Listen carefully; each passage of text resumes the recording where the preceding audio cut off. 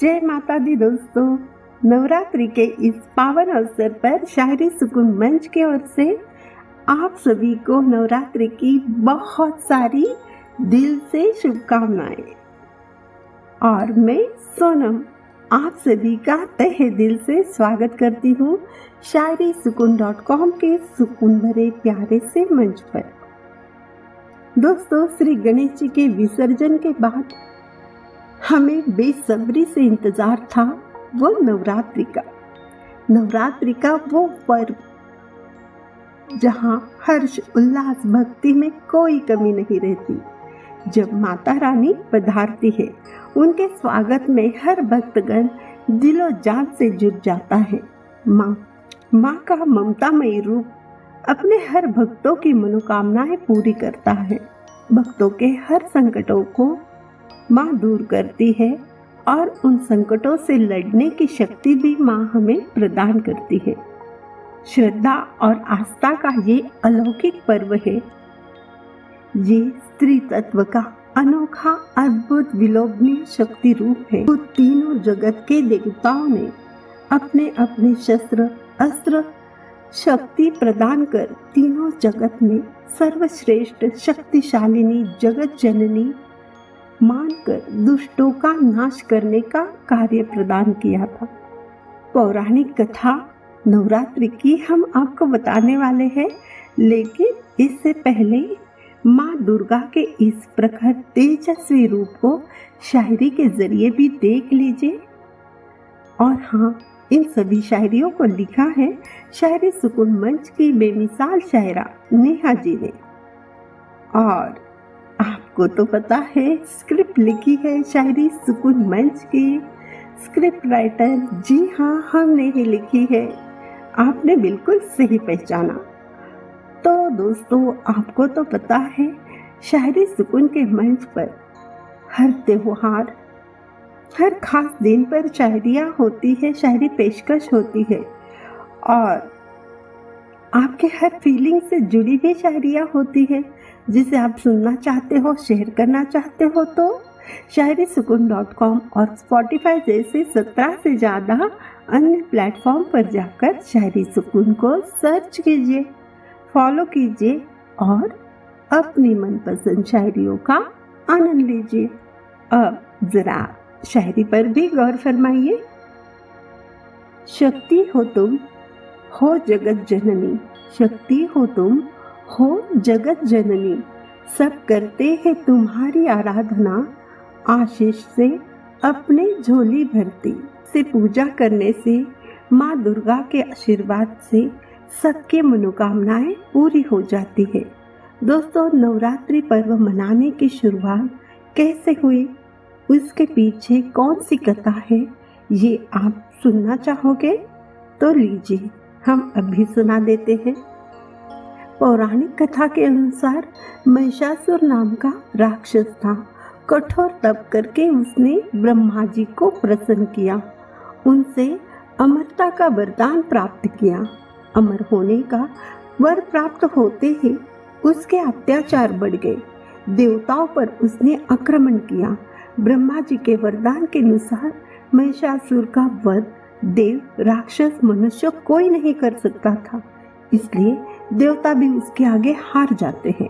तब सभी देवता ने महिषासुर का वध करने के लिए माँ दुर्गा का सृजन किया, उनकी सहायता मांगी और अपने सारे अस्त्र शस्त्र माँ दुर्गा को अर्पण किए। तब शक्तिशाली माँ दुर्गा के 9 रूप प्रकट हो गए और 9 दिनों तक माता महिषासुर से घनघोर युद्ध करती रही। अंत में 10वें दिन बुराई का अंत हुआ और अच्छाई की विजय हुई, यानी विजयदशमी का वो दिन। माँ दुर्गा ने अत्याचारी दुष्ट राक्षस महिषासुर का वध किया। माँ दुर्गा महिषासुर मर्दिनी नाम से प्रसिद्ध हो गई। माता के शक्ति रूप की पूजा यानी नवरात्रि तभी से मनाई जाने लगी। नवरात्रि के माता के 9 रूपों की पूजा होती है। पूरे देश भर में भक्तिभाव उल्लास से ये पर्व मनाया जाता है। इसे शारदीय नवरात्र भी कहा जाता है।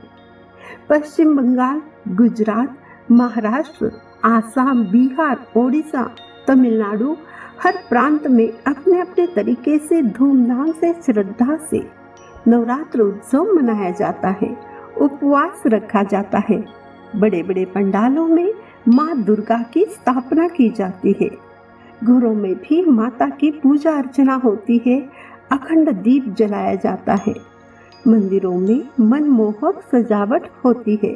भक्ति भाव से पूजा अर्चना की जाती है और वहाँ पर हर रोज दर्शनों के लिए लाखों लोगों की भीड़ रहती है।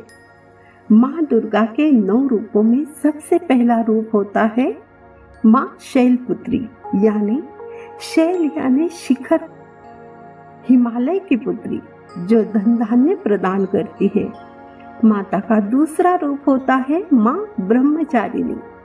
भगवान शिव जी को पाने के लिए माता ने घोर तपस्या की। यही माता का दूसरा रूप त्याग और वैराग्य का रूप है। माता का तीसरा रूप है माँ चंद्रघंटा। उनकी उपासना से पापों से मुक्ति मिलती है, स्वर मधुर बनता है, आकर्षण में वृद्धि होती है, वीरता बढ़ती है। चौथा रूप है कुष्मांडा, यानी फूलों के समान जिसकी मुस्कान है। उस तेज से ब्रह्मांड को अपने गर्भ में उत्पन्न किया है, रचना की है। वो अष्टभुजा देवी है माँ कुष्मांडा। उनकी आराधना से सिद्धि प्राप्त होती है, रोग शोक दूर होता है, आयु बढ़ती है। पांचवा रूप माता का स्कंद माता कहलाता है। इनकी उपासना से भक्तों की सारी मनोकामनाएं पूरी होती है। सुखदात्री है माँ स्कंद माता जो मोक्ष की राह दिखाती है। माता का छठा रूप होता है माँ कात्यायनी। माँ कात्यायनी के पूजन से अद्भुत शक्ति प्राप्त होती है। ये साधक को दुश्मनों का संहार करने के लिए सक्षम बनाती है। नवरात्रि के 7वें दिन को काल रात्रि कहा जाता है। उस दिन महाकाली की आराधना की जाती है। सभी पापों से मुक्ति मिलती है, दुश्मनों का नाश होता है, तेज प्राप्त होता है। माँ का 8वां रूप होता है महागौरी का। इस दिन अष्टमी का पूजन किया जाता है। ये नवरात्रि का महत्वपूर्ण दिवस माना जाता है। महागौरी के पूजन से पापों का नाश होता है, हमारी खूबसूरती में वृद्धि होती है, सुखों में वृद्धि होती है, शत्रुओं का नाश होता है। नवरात्रि के 9वें दिन को माँ सिद्धिदात्री की आराधना की जाती है। सिद्धिदात्री का मतलब है अलौकिक शक्ति पुरस्कार के रूप में देने वाली माँ, सिद्धि और बुद्धि प्रदान करने वाली, आध्यात्मिक ज्ञान देने वाली माता। भगवान शिव जी भी इनकी आराधना करते हैं। तो अब दोस्तों एक खूबसूरत शायरी भी सुन लीजिए, माता रानी पर लिखी हुई। जरा गौर फरमाइए। नवरात्रि में माँ तुम्हारा आगाज, साथ में होता है गरबा और रास, भक्ति और शक्ति का तुम अद्भुत संगम, सबके मन में तुम्हें देखने की है आस। वाह, बहुत खूब, बहुत सुंदर बात कही है ना इस शायरी में। भक्ति शक्ति का अद्भुत संगम ही है। सभी भक्तों को माता के चरणों में सुख की अनुभूति होती है। हर पीड़ा, हर दर्द दूर होता है, माँ हर दुख हरती है। नवरात्रि में माता के भक्ति के रंग में रंगने का बड़ा ही लुभावना, तन मन में उत्साह जागृत करने वाला मार्ग है रास गरबा दांडिया। जी हाँ, सज धज कर ट्रेडिशनल रंग बिरंगी कपड़ों के साथ रास गरबा दांडिया का जल्लोष नवरात्रि का उत्सव को 4 चांद लगा देता है। जाति भेद से परे सभी भक्तजन इस आनंद में खो जाते हैं। ओहो, मुझे तो पता है आप भी ऐसे ही मेरे जैसे ही बेकरार हो ना डांडिया गरबा का आनंद लेने के लिए। तो चलिए दोस्तों, हो जाइए तैयार नवरात्रि के इस उत्सव पर हर पल भक्ति भाव से खुशियों से मनाने के लिए। अब जाने का वक्त हुआ है, तो जाते जाते माता रानी पर लिखी हुई एक और शायरी। दुर्गा बन संहार किया बुराई का, दुर्गा बन संहार किया बुराई का, काली बन तुमने शत्रु को हराया, काली बन तुमने शत्रु को हराया। जब जब धरती पर विपदा आई, हर संकट से तुमने इसको बचाया। जब जब धरती पर विपदा आई, हर संकट से तुमने इसको बचाया। बहुत खूब, क्या बात है। माँ दुर्गा ने हर बार अपने भक्तों की रक्षा की है, हर संकट से उन्हें बचाया है। नवरात्रि का और एक संदेश ये भी है, नारी को कमजोर समझने की भूल जब जब की गई है, उसका सर्वनाश नारी ने माँ काली, माँ दुर्गा बनकर किया है।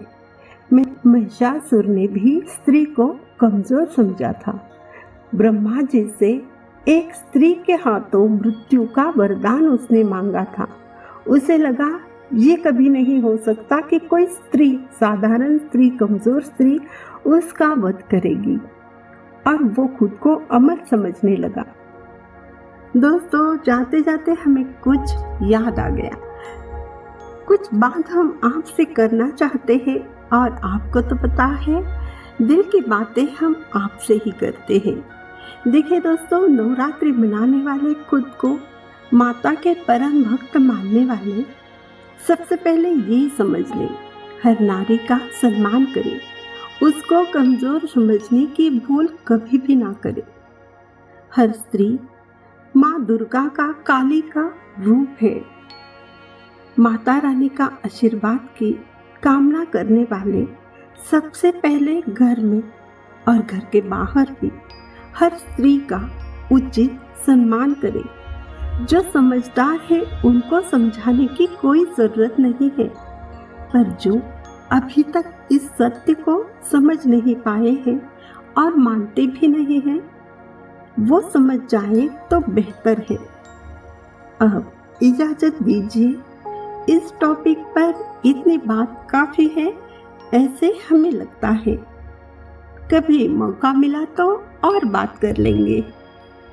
अब मुझे इजाजत दीजिए, मेरी यानी सोनम की आवाज में नवरात्रि पर लिखी हुई शायरी पेशकर सुनने के लिए आप सभी का तहे दिल से बहुत बहुत शुक्रिया। जय माता दी।